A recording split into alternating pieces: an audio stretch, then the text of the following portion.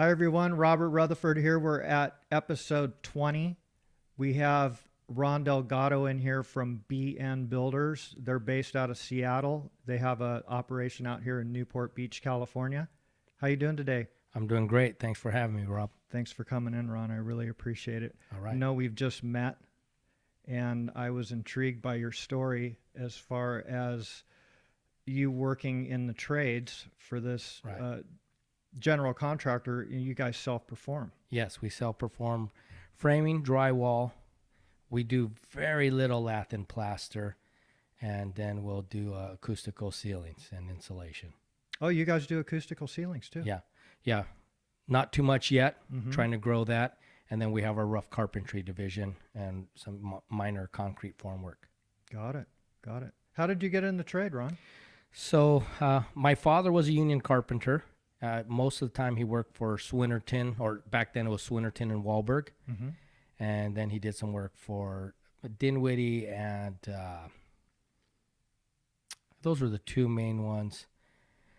And then my uncle as well, my godfather, he was a superintendent with Swinnerton and Wahlberg. And then I had another uncle who was a super, but more on the heavy equipment side. Mm-hmm. And then my uncle Frank was a Finnish carpenter who worked for Standard Cabinet for 28 years. So construction family. Yeah. So when I was in high school, I used to do, side jobs with my uncle, home remodels, a lot of kitchen and bath remodels. And then maybe we would do, like, someone was going to turn a garage into like a little studio apartment, something like that. Mm-hmm. So that was my weekend holiday thing. Did that for a while. And after I graduated, shortly after, turned 18, so wanted to make some money. Mm-hmm. And I was supposed to run track at Cal State Fullerton, had a partial scholarship, but, had some summertime to do something, make some money.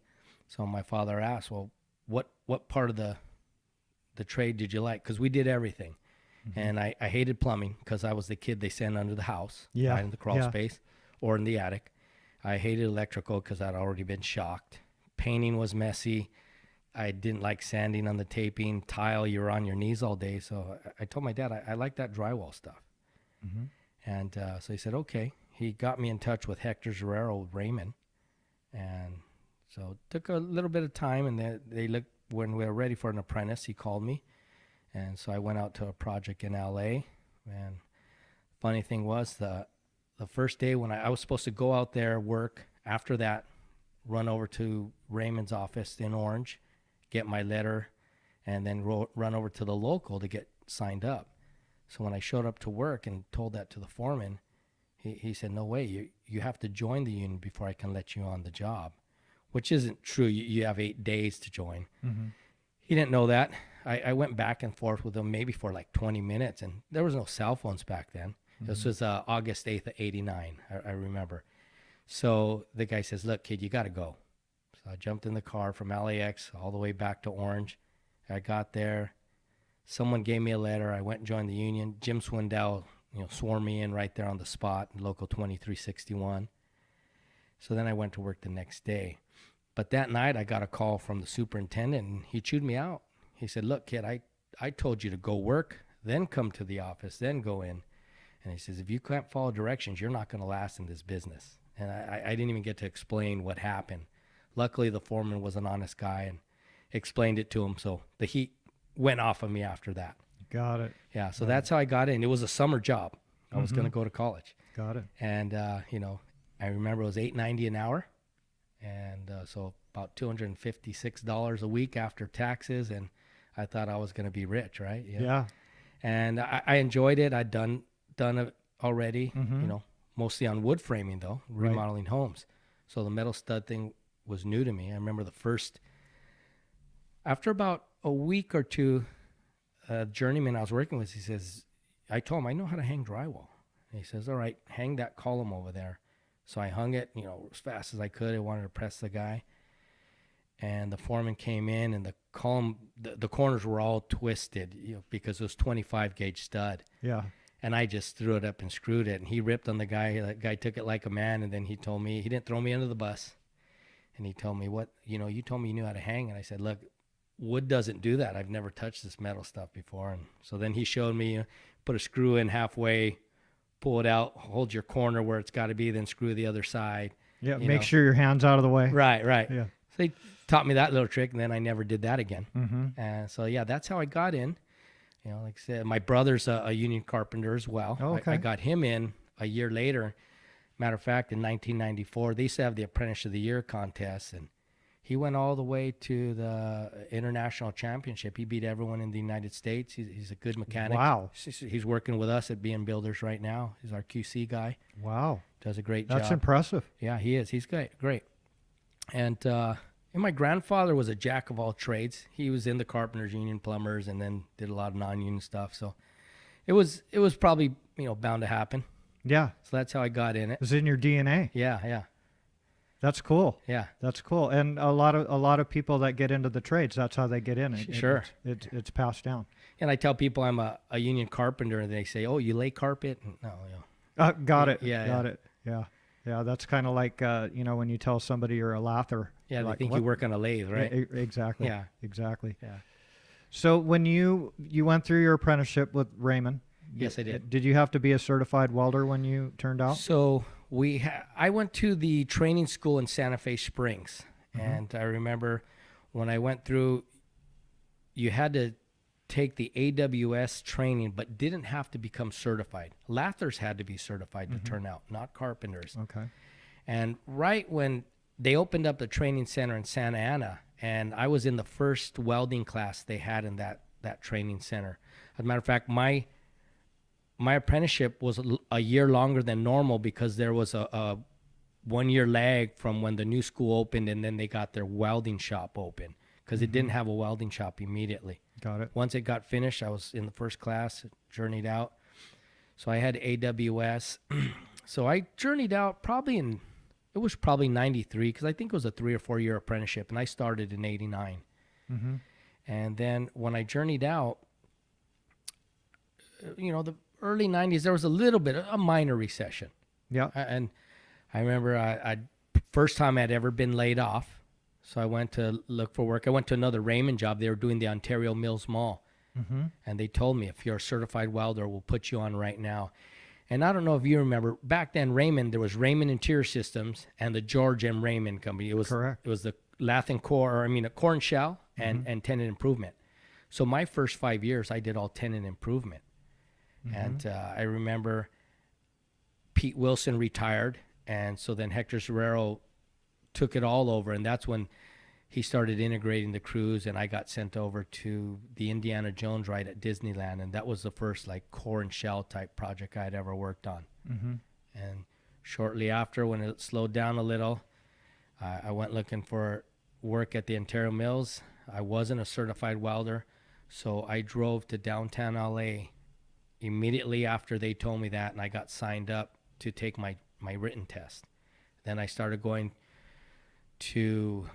I went to Mount San Antonio College, and at night I was just welding plates. I had to pay like $3.25 to, for the class, and you'd buy your rod by the pound. Mm-hmm. So I did that.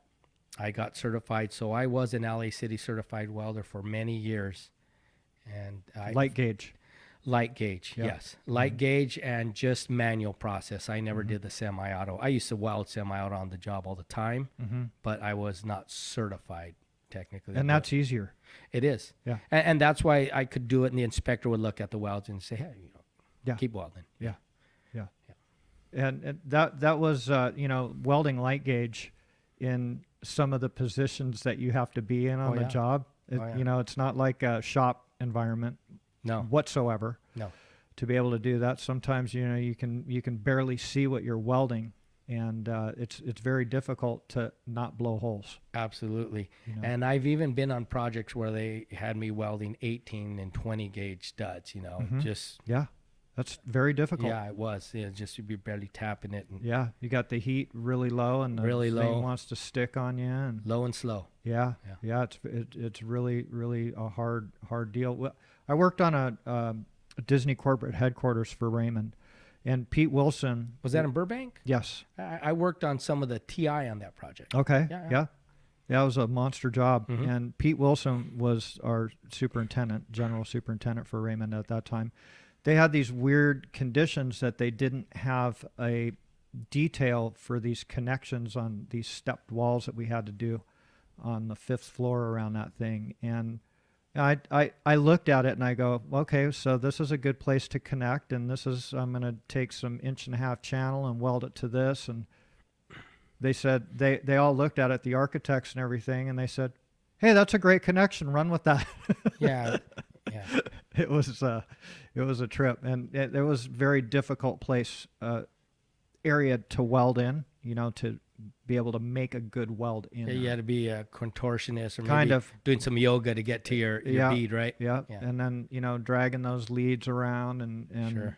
getting them hooked on the scaffold and stuff like that. So it's a good skill to have. Yeah. To be a certified Yeah, I welder. do a lot of welding still. Me and my buddies were working on cars and stuff like that. So Uh-huh. it's a nice little skill. I don't have to pay someone to come weld an axle or some axle perches on for me. Yeah. Yeah. So how many years have you been a carpenter? You journeyed out in 94. Yeah, so I'm about 94. This past August, about 3 weeks ago, was my 30-year anniversary. So I started at 18 right out of high school. I'm 48 now. Mm-hmm. I've got 30 years. Congratulations. Thank you, and it's been great. 30 years of good pay, a livable wage, Yeah. great benefits. I have I've raised 4 children, raising 2 more now, and all my children have been born with benefits. I didn't have this huge hospital bill after the birth. Yeah. And that's something you might take for granted if you've had it your whole life. Yeah, that's true. Yeah. That is you think it's a default. Yeah. It's super expensive. It's like a house payment now. Sure. If you have to pay for it yourself. So the carpenters have always had a great package for the guys out there, and that you could live a nice middle class living. Sure. Yes. And that's a great benefit. Every foreman or lead guy, when I just got in their trade, the one thing I noticed, they had a boat or a really nice truck. They were living good. Yeah. They're living good. And, Yeah. Then I got there, Mhm. and I'm very thankful for it. Yeah. Congratulations on Yeah, that. thanks. So when did you start going to work for BN? So I've been with BN Builders 2 years now. So in the Orange County area, they've had a division probably for about 4 years. They did some, a job here and there trying to build it. And 2 years ago, they started the drywall division, and that's what they hired me for. And how it came about is I worked on one project with them. I was a business agent for 9 years. Oh. Okay. So I was with Raymond for 16, Mm-hmm. and I left Raymond because I had an opportunity to be a business agent. I Mhm. did that for 9 years, and great job. Recession, that horrible recession we had, starting about 2009 or so, I Mhm. was a business agent. So I was blessed. I mean, that was a very tough period where I wasn't chasing a job. Yeah. I was still working and working hard. A lot of people think BAs don't do anything, but there's long hours involved there. Mm-hmm. And so that was a blessing. And there was a big layoff. About 60 of us got laid off. And so I heard the DWP was looking for some guys to do concrete form. And I had never done concrete form except on a little side job with my father and uncle. So I hopped in my car, drove down there. I sold myself. I got on with DWP for that job, which was about 3-4 months. I was doing concrete forms. Mm-hmm. And I would just tell the journeyman, just show me how to do it and I'll keep up. And that's what I did. And I got through that job, and I heard BN Builders was looking for a foreman. So I thought, all right, it's time to get back to running work, because I was a general foreman when I left Raymond. Mm-hmm. So I called B&B, and they had already filled the spot for the foreman. So I said, hey, I'll frame hang. And they had a bunch of Durock to be hung. So I said, I'll do Durock. Mm-hmm. So I got on that job, and I was probably there a month, and then they started having me write RFIs and filling out extra tickets. They saw that I had the experience, and they wanted me to run their next project, but it was going to be 6 months out, and this one was about to wrap up. Mm-hmm. So I said, I'm not going to wait that long. I I will keep it open. Just give me a call when you're ready. I left that job and I got with PCI. And as soon as I told them I came from Raymond and I was a general foreman, I was hired as a general foreman. And that was good for about 3 years. And B&B called me back and they were ready to start their LA Orange County division and looking for a super. I interviewed with a few others. I got the job and it's been 2 years now. Good for you. So it just great timing. Yes. Yeah. Yeah, you've been fortunate Yes. for that because, you know, a lot of times timing is everything. Sure. Yeah. You know, when that comes around, but you were ready for opportunities. Yeah. That's what I told him. I said, here's my phone number and you call me and we'll see where I'm at. Yeah. And just Good worked for out. you. Good for you. Yeah. So you're growing that part of the business in that company. Sure. I started out with 2 carpenters. Right now we're up to about 70 with counting our rough carpenters. I got about 6 and about 15 drywall finishers. Our drywall finishers are with the Carpenters Union over there. They're signed wall to wall. Oh, wow. Yeah. And then I had 3 plasters at one point on a real small plaster deal we've done, but that's been about a year. So no plasters right now. Mm-hmm. And then the rest are framer hangers. Wow. Yeah. Good for you. And 4 acoustical ceiling installers Got it. right now. Got it. So that's pretty fast. Yeah.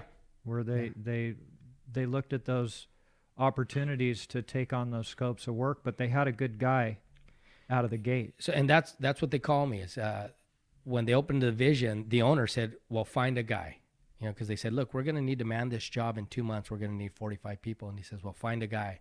So I'm the guy. That's what they call me, the guy. And because, 30 years, I've watched some of your podcasts and, I'm a baby compared to some of those guys. These guys have 48, 50 years. Yeah. I think instead of off the wall, you can probably call it Legends of Lath, some legendary guys you've interviewed. Yeah, for sure. Yeah, it's killer. And But with the 30 years and 9 years as a business agent, I made a lot of connections. I'm the warden at the local, so I know a lot of the guys. And I've been warden, it's probably been at least 12 years. And I'm a delegate, and I've been a delegate to do general conventions. So I've made a lot of contacts, and I get guys calling me all the time. The one thing we try to do is we treat all our guys with respect. All our employees are treated with respect. I shouldn't say guys because I have some female carpenters as well. But everyone's treated with respect, and they like that. And we treat them like a large family, and they want to work with us. And I get calls every day. I hear B&B is a good outfit to work for. I'm glad to hear that. I'm glad we're making a name for ourselves. And so I've been able to man it up without too much stress. It's tough to get people right now. absolutely, It's busy out there. Yes, it has been. Well, good quality Yes. guys. And we talk about this on the podcast too. Everybody thinks that they need this college degree, these kids, but I think that's starting to change a little bit. Yeah, they're starting to push trade schools again. Yeah. I see that, and it's very important. It is. Yeah. It is because Not everyone's going to college. No, you didn't. No. Neither did I. No. And I'm doing great. Yeah. Exactly. It didn't hurt you at all. And I have guys who went to college, and they found they're going to make a better living in the trade, so they're here. Yeah. I just hired a guy through the Helmets to Hard Hat program. So he was a sergeant in the military, did his Nice. years, came out. So when we go through Helmets to Hard Hats, it's a program the union has with the military, with all the branches of the military. So they come in at a second period.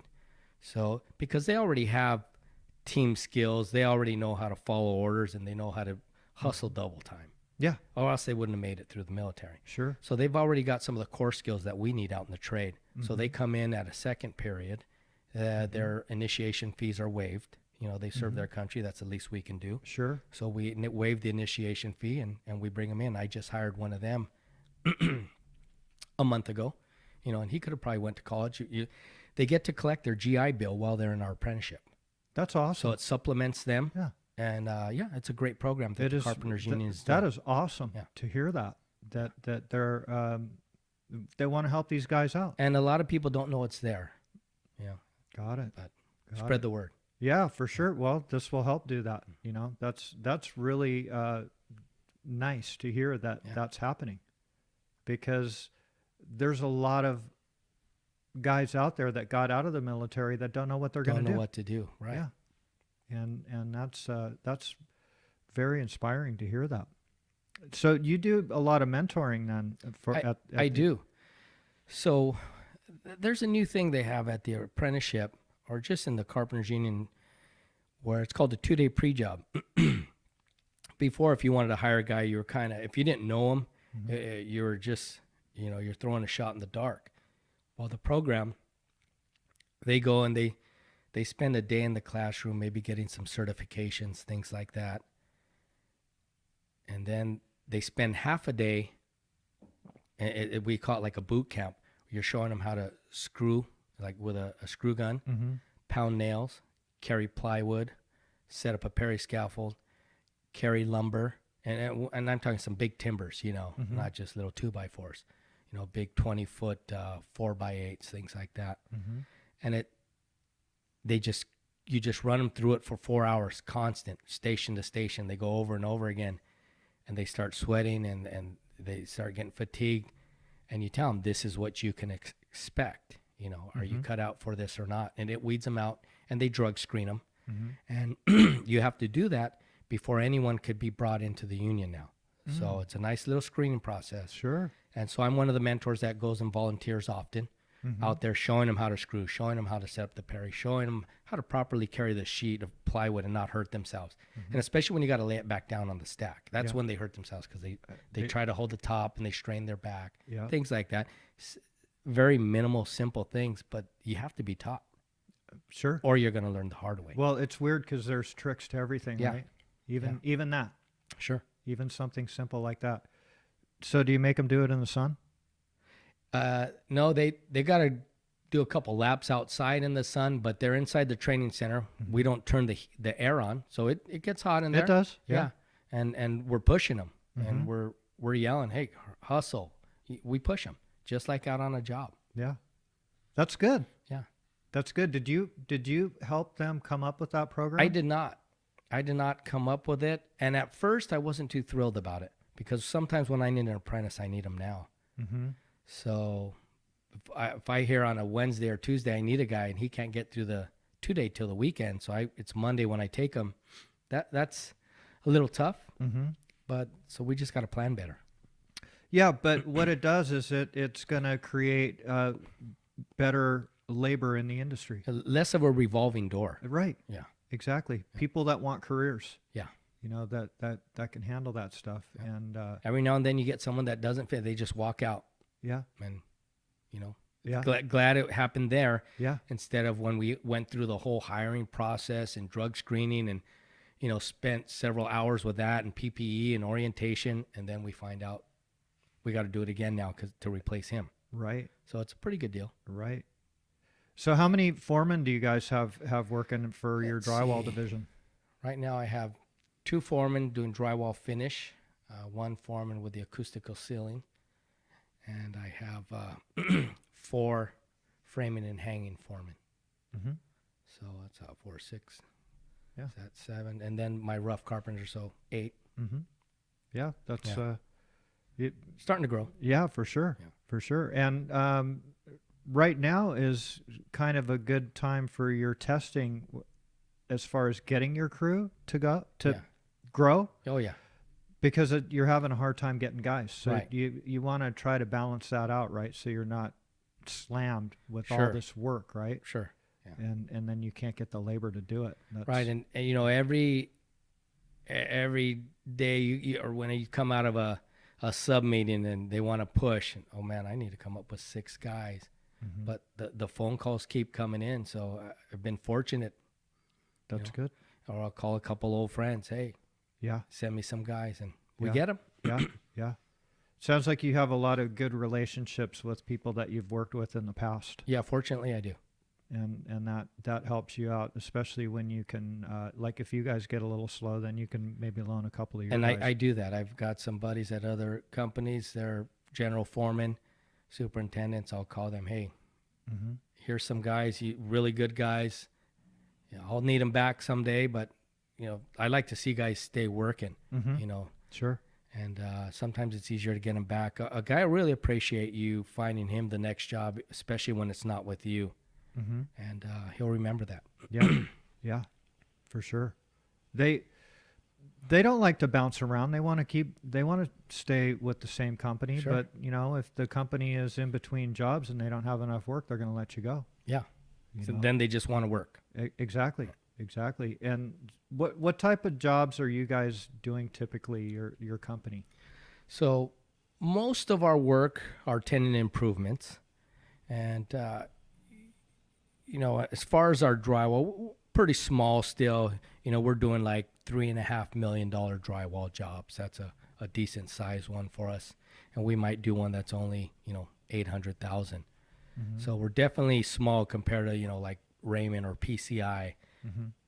where you're doing $38 million drywall jobs, right? Yeah. Yeah. And we'll do ground up buildings. We have a ground up coming up real soon, and it has a lath and plaster on the exterior. We're not set up to do a project that size, a lath and plaster, Mm-hmm. so we're going to sub it out. Mm-hmm. Looks like probably to the Neville Group. Mm-hmm. They're a well-established lath and plaster outfit. Sure. So that's probably who will do that one. I remember when I was at Raymond, I'd do 15 buildings, 80,000 yards of plaster. Mm-hmm. And over here, I'm doing, 100 yards if I'm lucky, right? Yeah. Well, it's changed a lot, man. It's Yeah. changed a lot. These different rain screens and stuff like that are out there, and we've had some issues in the industry with cracks and leaks and Yeah. stuff, and these guys owners want to shy away from that stuff because a lot of them own buildings that they've had issues with. Right. Or now they want to try these new products like those terracotta Mm-hmm. plate systems, things Yeah. like that, right? Yeah. Do you get involved in your company does design build? They do. Do you get involved in a lot of that stuff with them? I do. They're going to call me when they've got some questions maybe on some metal stud details. Mm-hmm. And other than that, like the lath and plaster, whoever we're subbing it to, they're the ones helping out with that.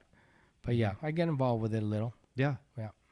Well, you have a lot of knowledge in drywall and lath and plaster and structural framing Yeah.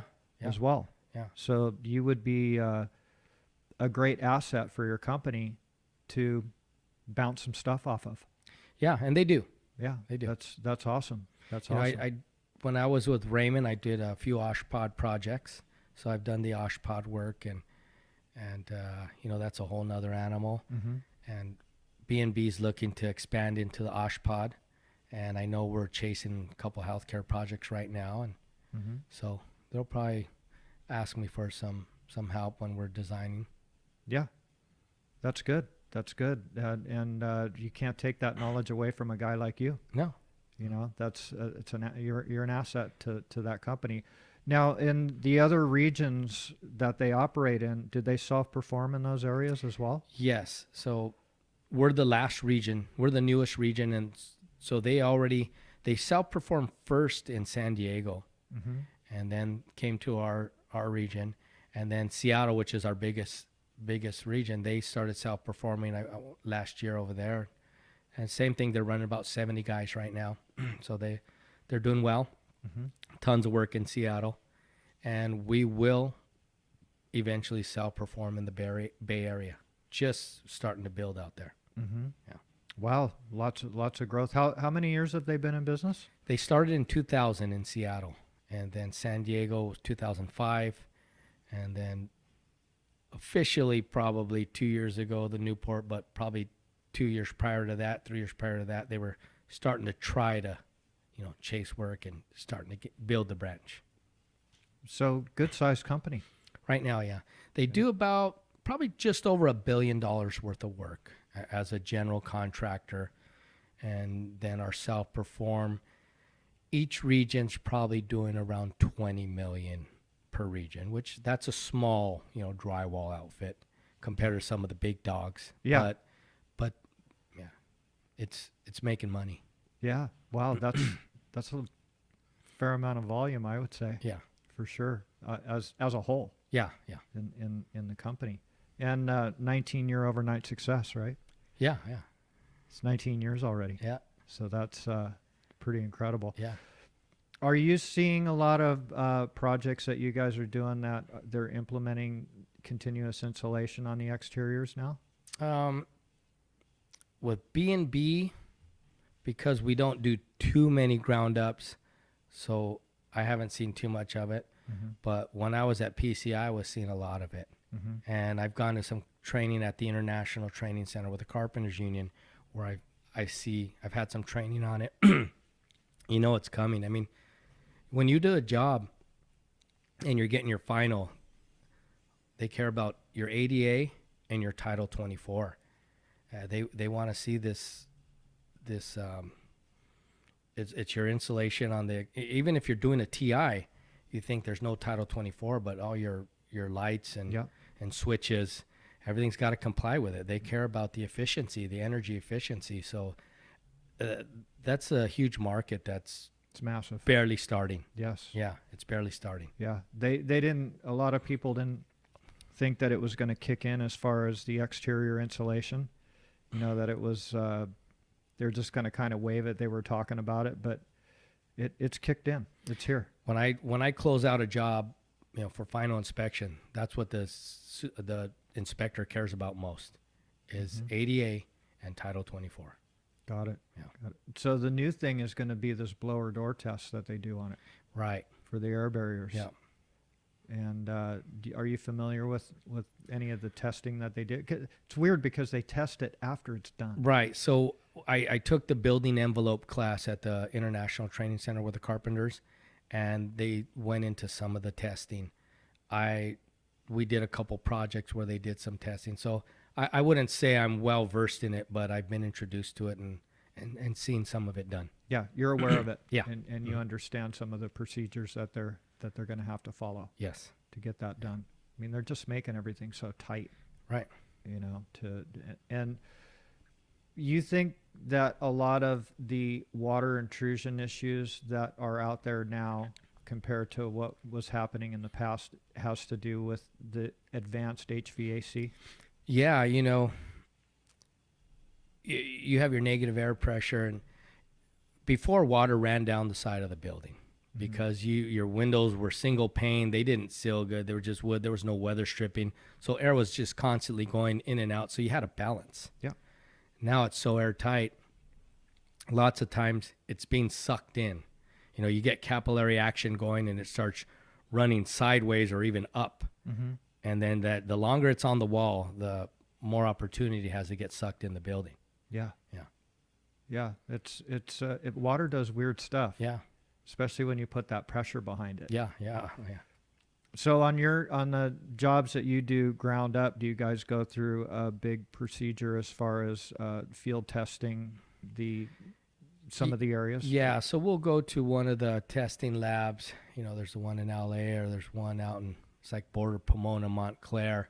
Have you ever been to that one? Yeah, Yeah, they've got that big old airplane engine, and they run the fan on the wall. Right. Mhm. Yeah, so we'll do a mock-up, you know, good full-scale mock-up, run some tests, and it's like you said, it's you'll be blown away when you're on the back side of that wall, watching the water just walk in through through where, who knows? Yeah, But it finds its way in. it does. Yeah. It does. It's Yeah, really when they do the vacuum test, yeah. especially. Yeah. And those guys, when they're doing that testing, they get so excited when they get behind that Yeah. plexiglass, you know, with their flashlights and stuff, Mhm. looking for stuff to come in there.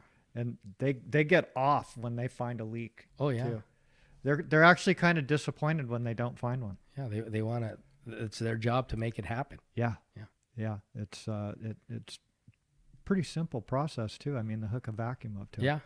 you know, and then control the pressure. airflow. Yeah, that's coming into it. You'd think it would be a little more fancy, but No, it's basic. a little bit of duct tape on there. It's a real basic test to destroy a lot of technology. Yeah.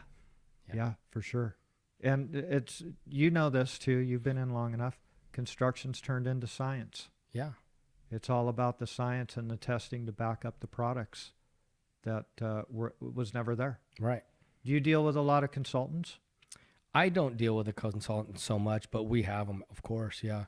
That's more of our estimators and our branch manager. They're dealing with the consultants the most. I'm mostly dealing with the manpower. I was hired, for the drywall division, but I also will be a general superintendent on projects, in charge of all the trades. So mostly I'm just dealing with the manpower. Got it. But they never come to you and say, "Hey, Ron, what do you think of this, man?" They do that all the time. Yeah. Because you have the experience to back it up, and you've seen a lot of different scenarios. And I a lot of experience, a lot of knowledge, and I didn't make it up. I learned it from great mentors. Yeah. I was telling a friend the other day, we're talking, and I don't have 30 years of knowledge. I probably have thousands of years of knowledge, because this guy that taught me had 30, 40 years, and this guy had 20 years, and the 10 people that taught them had, hundreds of years together. So when you say you have 30 years, you probably have a lot more than that, Yeah. We have hundreds and thousands of years of knowledge that has been handed down to us, which we have to continue to do if we want our industry to continue. That's absolutely correct. Yeah.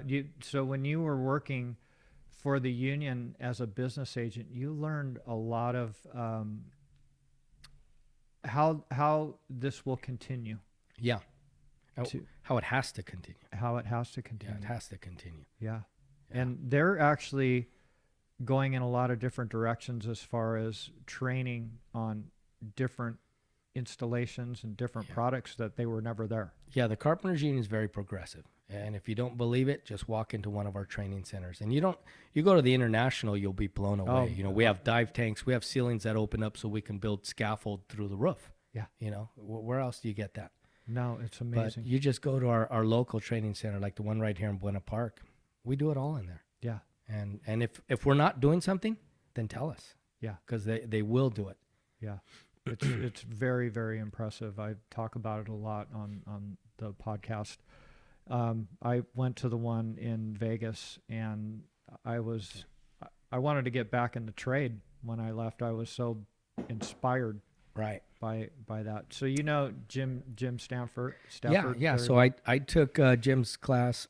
Now I remember Jim from Raymond, Jim and Wally, right? Yeah. And then I believe it was Wally he was selling like metal frame housing kits and things like that, garage kits, probably in like the early 2000s. And I'd bought a kit from him for a garage and built it. So yeah, I remember Jim and Wally, and I went and took Jim's class over there at the International, his air barrier or building envelope class. Yeah, that guy's got so much knowledge. It's crazy. Oh man, he's sharp guy. Yeah, very sharp guy. Much respect for him. Yeah, and he was retired, and he wants to help the industry. Yeah. So he's the one that gave me the tour around there. Yeah, the place is amazing, right? Really. I did. So when you walk into that training center, all the plywood flooring that all the projects are built on and the mock-ups are built on, I did all that. Wow. When I was a business agent, there's a crew of us. We spent about 8 weeks there doing various. The mock-up we did, I believe, has been changed to where they have the lath on and stuff. I don't remember if it's the same one or not now, but we did the plywood flooring and the mock-ups, and I did the same thing. I was on the crew that did the one here in Buena Park as well. As a matter of fact, I did just about every training center in the Southwest Regional Council. Is that right? Yeah. Wow.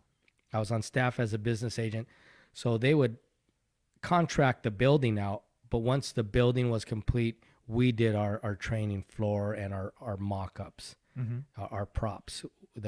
The business agents and the OJ Cheese, they had the on-the-job trainers. Yeah, we did all that part. Got it. Yeah. Got it.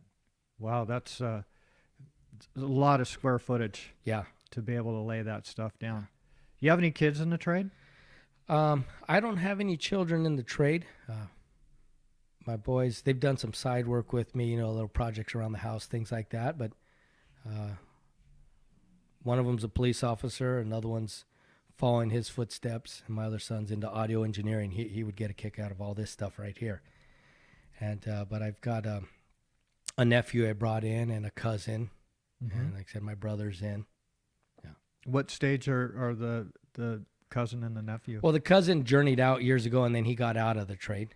Got it. My nephew's He's a second stage right now, second period. Okay. Yeah.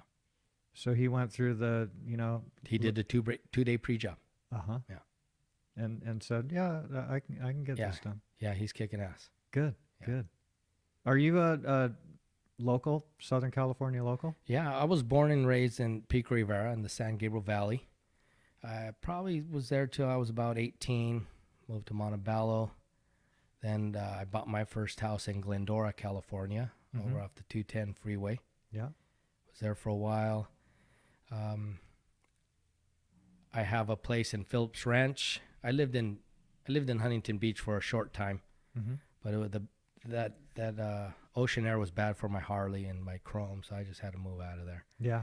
But yeah, I've got a place in Phillips Ranch, and I recently just bought a home in Lake Elsinore. It's a ways out, but I got a lot of bang for the buck out there. So Yeah. Yeah.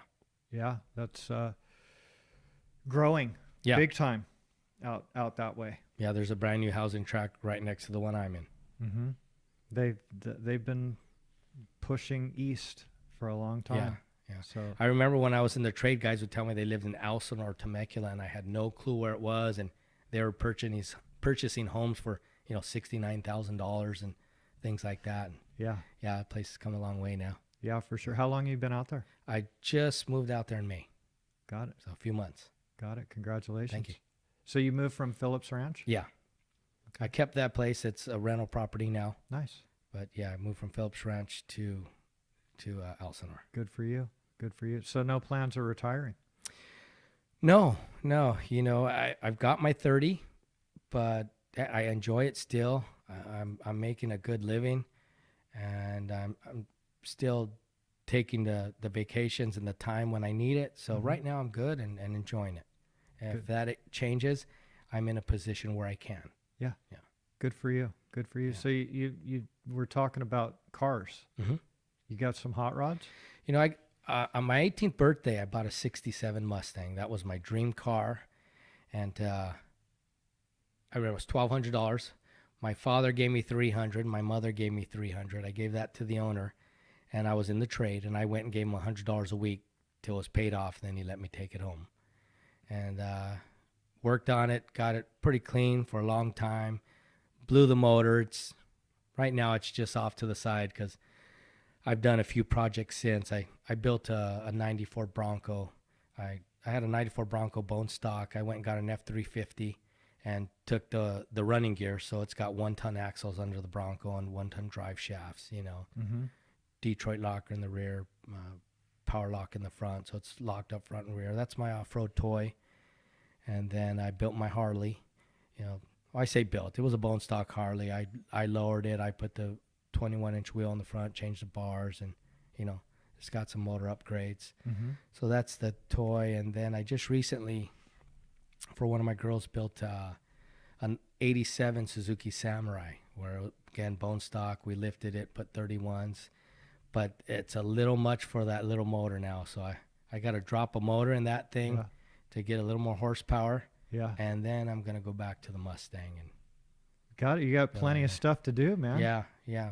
Way more stuff than time. That's awesome. So you and money, right? No time and money is usually the short end. That's always the way, man. That's always the way. You ever go on any? You ever go to Sturgis on your bike? I haven't. The longest ride I think I've done is probably Puerto Penasco in Mexico. It's a good 7-hour ride, but when you go with a group and gas and end up stopping for a beer, it ends up being a 10-hour ride. So I've done that ride and ridden out to Santa Maria, things like that. But not Sturgis, not yet. But I will do it.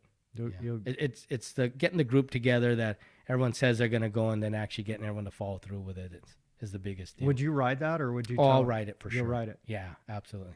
I've got a Road King. It's comfortable. Oh, okay. It's comfortable. So, yeah. So you have two bikes? No, just the one bike, the Road King Classic. Yeah. Got it.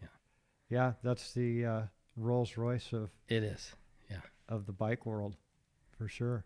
Yeah, we just had Greg Stedman in here from KHS&S, and they rode it. All right. They I think they did it in 2 days. Wow, that's It's pretty aggressive. on the throttle. What are they probably running about 11 hours a day or something? Yeah. Yeah. They wanted to get there so that they could have a beer. Right.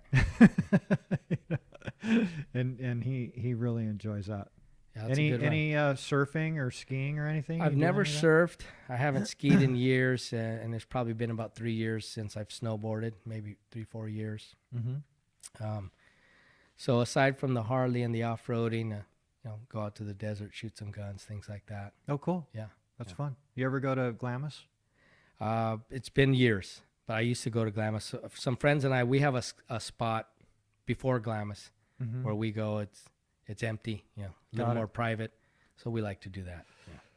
Man, I went out there one time, and my kids were small, and it was President's Weekend. So that's like, It's a zoo. I hear that Thanksgiving is the Yeah. granddaddy, right? But President's Weekend is when things, everybody's starting to get ready for summer. After that, it's going to start getting hot out there. I couldn't believe it. It was unreal. Yeah, that's when you go to Parker instead or something like that. Yeah. Yeah. Yeah. Any boats? You have any boats? I do have a boat. Nothing crazy fancy, but it's pretty quick and fun, and love taking the family out in the boat. It's a really nice day. I've got some friends who have a home in Earp, California, right across from Parker. Uh-huh. So it's really nice to be able to go out with them, and they're on the on the river. They're Uh-huh. beachfront. Yeah. So that's a nice thing to do. Yeah. You keep it out there? No.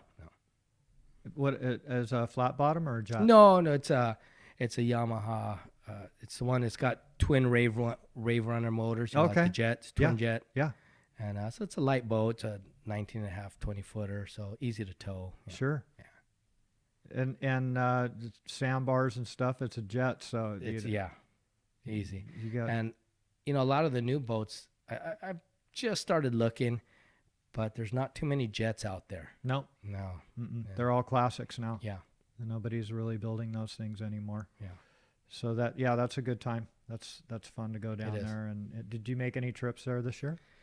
No. So with the new house, that's taken up all the time. Mhm. Getting it in May, we spend a lot of time out at the pool, though. It's got a nice pool, Nice. saltwater pool.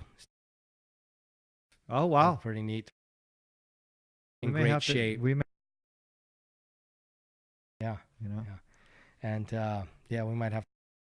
Yeah. And so we do that, and it's just great to be able to spend that time and you're at home. Absolutely. Yeah. It's your own little resort. Yeah. Did you buy it brand new?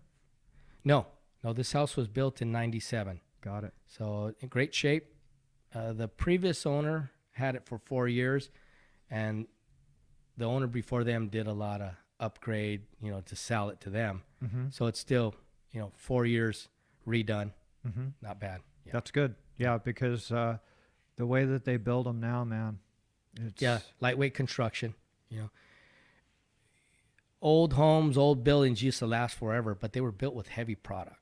Yeah. Heavy building materials. Mm-hmm. And so lightweight construction, there's no magic to it. If you're using lightweight construction, you got to expect lightweight longevity.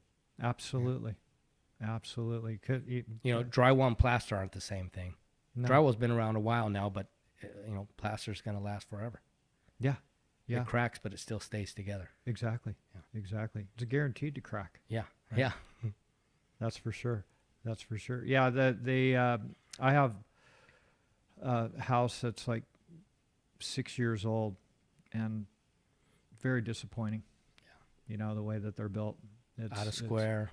They doll them up with all this, they got high lids in there and high base and recessed lighting and all that stuff. And, it's like, they got stainless, appliances, high-end appliances. They pull your eye in every direction except for the actual building, right? Exactly. And then if you're familiar with construction and you start looking, it's like, really, guys? Come on, man, And it's like you were mentioning earlier, 2x4s were really 2x4s. Really 2x4s, yeah. Back in the day. My house, it's got a grand room with an 18-foot ceiling, and at the very top there's a crack. So when I got the house. I built a scaffold, erected a scaffold, got up there. I was going to patch the crack. And then I saw where it had already been patched twice.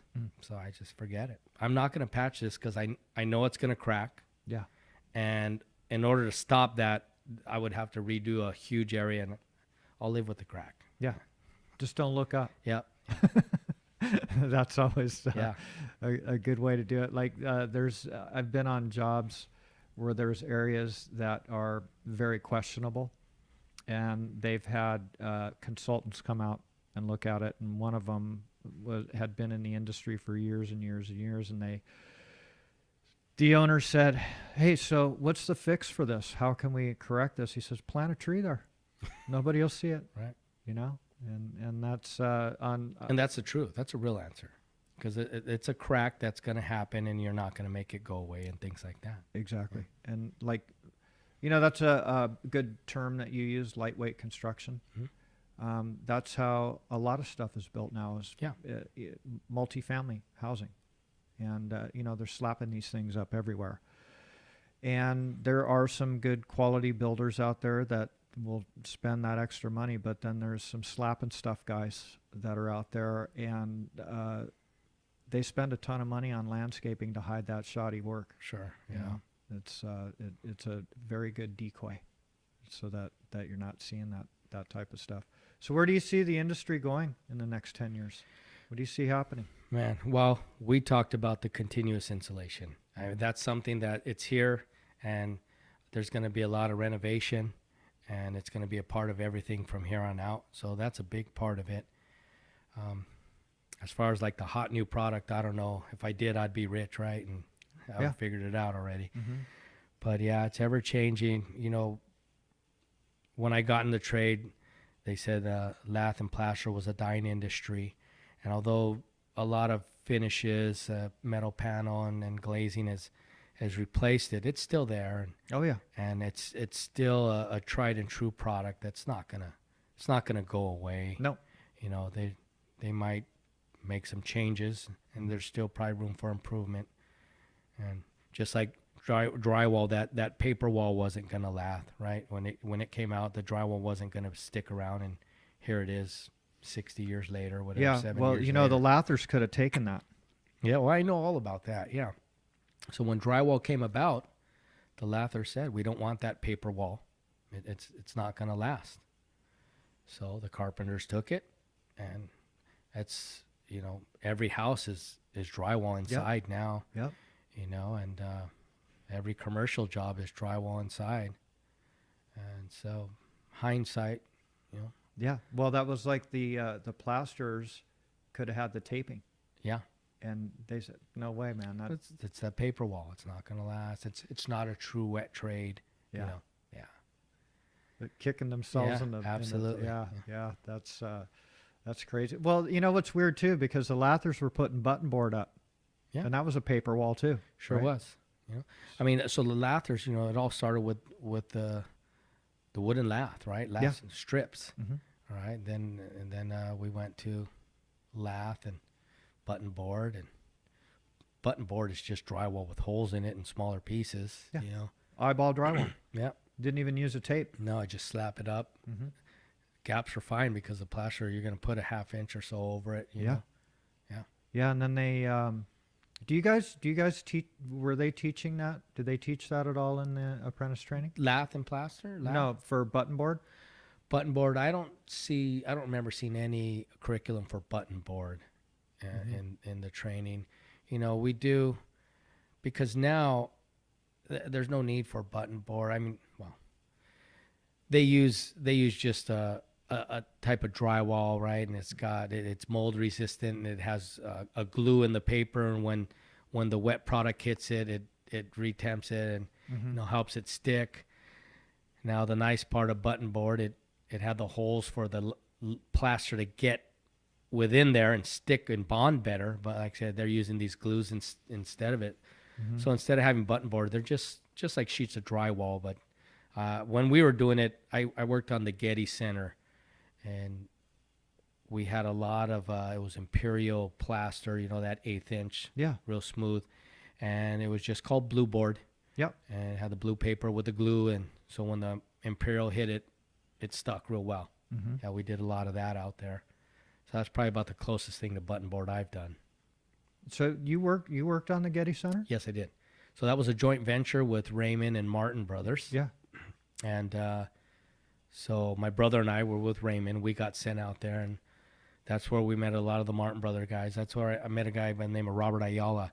That's the guy who taught me, he was my mentor when it came to lath and plaster. And with Robert Ayala and Aaron Andache, who used to do a lot of lath and plaster jobs for Raymond, that's where I learned the lath and plaster. I just asked a lot of questions, Mm-hmm. and that's how I learned it. I was never trained with lath at the apprenticeship because I wasn't a lather, Mm-hmm. but I learned it from some very knowledgeable guys and made sure I didn't lose it. Yeah. Was Getty all Imperial? Mostly Imperial. Was it? Yeah, Yeah. lot of Imperial. I supplied a shitload of trim out there Yeah. on Yeah. that job. Weird, like return air, Mm-hmm. aluminum Oh yeah, extrusions. and we installed a lot of those. Yeah. Yeah, I remember. Miles of it. Yeah. Miles and Oh, miles and miles of it. Yeah. Oh yeah. It was really weird stuff, because it was part of the return air. Yeah, we're doing those diffusers. Some of those diffusers were hidden in like crown molding, all kinds of Yeah. stuff. Yeah. It was we had 10 different sets of tooling that they needed to make up their mind on how it was going to get put together. Yeah, different profiles, Yeah. things like that. Yeah. Yeah, it was crazy. It was crazy. The thing about the Getty, you'd build something, then they'd just change it because they had to spend money. Yeah, right. Let's do it this way now. Yeah. How many years were you out there? I was out there about 2 years. My brother and I were out there 2.5 years. We got there probably towards the end of the project. Raymond and Martin had already been there at least a year. And 7 years before my brother and I got there, my father worked out there, on some of the form work and stuff like that. Mm-hmm. I mean, that was a huge job that went for a long time. It was massive. Yeah. I heard that they didn't import or export any dirt for that project. They just moved it around. They just moved it around. And have you been up there recently? Yeah, it's been a few years, but I have been up there. Yeah. And I Yeah. also got to work on the Getty Vias in Malibu. Oh, okay. Yeah, Raymond did a real big remodel there. Mm-hmm. Got to do some really neat stuff there. Yeah. Yeah, we had a lot of GFRG panels we were putting around doors, just real fancy profiles looking, Yeah. right? And a couple of them got run over by a forklift, and the lead time on them wasn't going to work. So I had to take layers of drywall and conduit and different products and recreate. You had your header and one jam leg, and I had to recreate the other side. And now you go and you never know. It worked out. The only That's way, awesome. if you knock on it, you'll hear one solid and one's GFRG. Other than that, can't tell. So that was pretty cool to get to do something like that. Yeah. Yeah. That was cool. Well, only a true craftsman could do that. Yeah. And we're doing some plaster trims on the outside, aluminum trim. Mm-hmm. And it was a radiused wall. It was straight and had a radius corner. And if that makes sense, a radius corner, right? Yeah. And then the trim came out wrong. It was bent wrong. So I remember Robert Ayala and I we got a sprinkler pipe that was close to the size we needed, and a torch and some pliers, and we started bending it. We went through two of them. We bent them, got too much heat on them, probably bent them too fast, so the aluminum tore. But a couple more tries, we got it, put it, they plastered it. No one ever know. Homemade pieces. Nice. Yeah. Nice. Improvising is great. Yeah.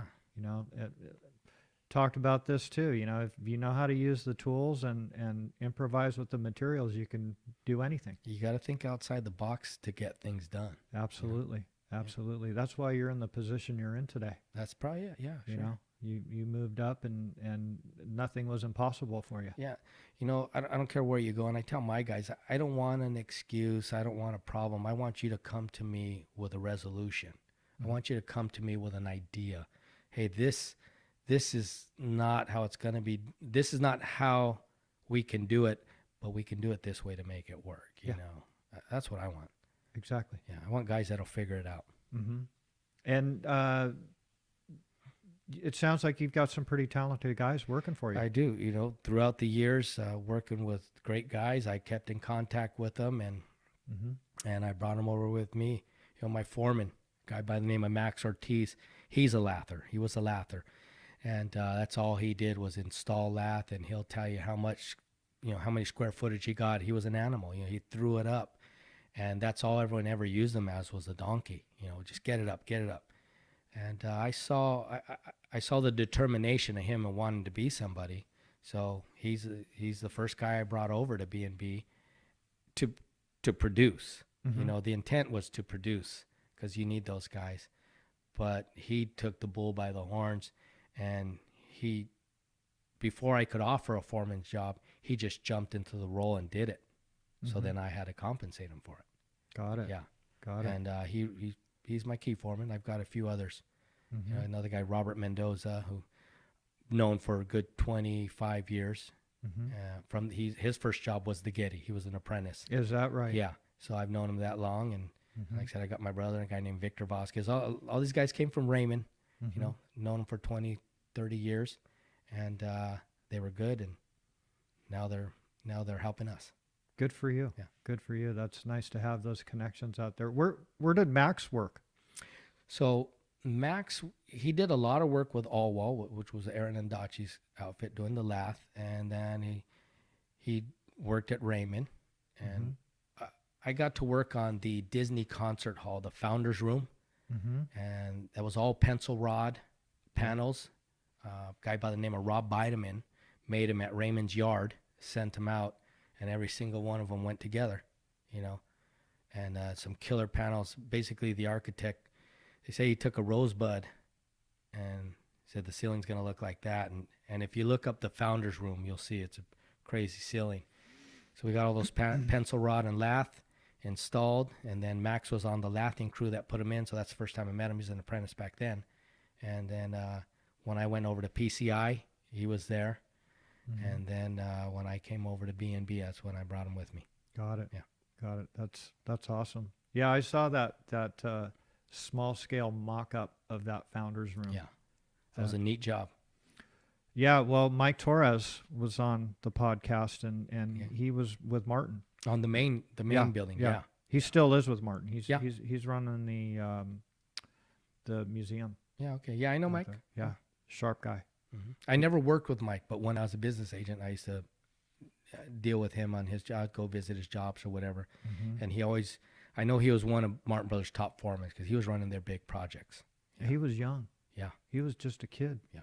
But man, I mean, some of those ceilings in there in the concert hall, you know, he figured all that stuff out, how to do it. It was very, very impressive. Very impressive. Like when we did it, there weren't no lines snapped. You just had points. You had points on the floor, and then you made your points on the floor line up with your points with the panels, and then plastered it all. Plumbed them up. Yep. Yeah. Plumbed and lasered, right? Yeah, well, back then, I mean, that's when BIM was just coming in the game, you know, out there at Disney, at that concert hall. I mean, we were using lasers have been out for a while, you know, the spinners, but BIM was in its infancy. You know, they called it CATIA back then, and now it's mainstream. You guys implement that a lot? Oh yeah, every job they do the BIM model. You know, all the MEP trades. Yeah, and usually for us, we haven't had anything too technical where we had to model our walls. We usually just model our jam studs. I tell them, look, this is a jam stud. It can't be cut. It's got to go full height. You know, we're going to use a Kong stud or whatever, double instead of a double. But so we usually model that and our header in. That way they know, you know, other studs I can move. Sure. Yeah. Yeah. This is structural. Yeah. My jams and corners. Yeah. Leave them alone. Everything else, just tell me where you want it. Got it. Yeah. It's what happens when you have experience and common sense. Yeah. Dude. Make it simple. Yeah. You know, make it easy for everyone else. And you're a sharp guy. Yeah. Very, very smart guy. I'm really glad I met you. And like I said, I didn't make none of this up. I learned from some great guys. I had some great mentors. Yeah. Joe Viegas, Joe Ward, guys I work with at Raymond. Really sharp guys. Yeah. It's really inspiring story. I think hopefully a lot of the guys at the union watch this. Yeah. I never knew about it till I saw it, but like I said, I've already called a few friends, told them they got to check it out. It's interesting. Like I said, I like to listen to it on my drive now. My girlfriend thinks I'm weird listening to the old guys talk, is how she put it, but yeah, Hey, the old guys teach the young guys. that's right. That's how it works. You can't bottle up. You can't let it get lost. It has to. I mean, that's how it's always been. That's how it's going to continue to be. Right.